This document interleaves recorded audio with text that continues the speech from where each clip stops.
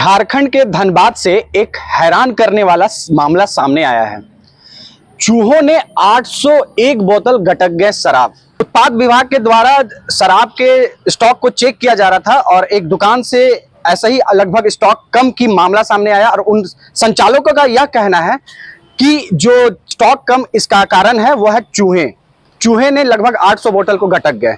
अब इसी विषय में हम उत्पाद मंत्री योगेंद्र प्रसाद महतो से बात करेंगे और जानेंगे कि उनका क्या कुछ कहना है इस मामले में। विपक्ष मुद्दा विहीन है, विपक्ष के पास कोई मुद्दा नहीं है।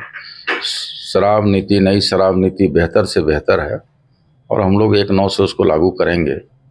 विपक्ष मुद्दा विहीन बात करती है, केवल आलोचना करती है। सरकार का जो राजस्व था उसको हम लोग पूरा किए, नई राजस्व का जो लक्ष्य मिला उसको भी हम लोग पार करेंगे। कहीं कोई गड़बड़ी नहीं है।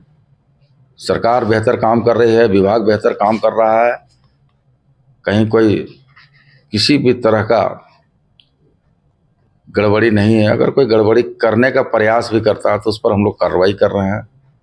जहाँ तक विपक्ष का जो शक है, उस शक का इलाज नहीं होता है।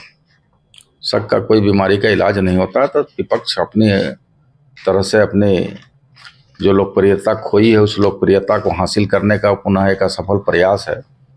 इसलिए कोई गड़बड़ी नहीं है, सब कुछ स्मूथली चल रहा है, सामान्य रूप से चल रहा है। दादा, ये धनबाद का जो मामला आया है, 800 बोतल को लगभग चूहे ने घटक गया, ऐसा बयान आया है संचालकों का। उसकी जांच कर रहे हैं अभी विभागीय पदाधिकारियों से। हम उसका दस्तावेज का मांग किए हैं।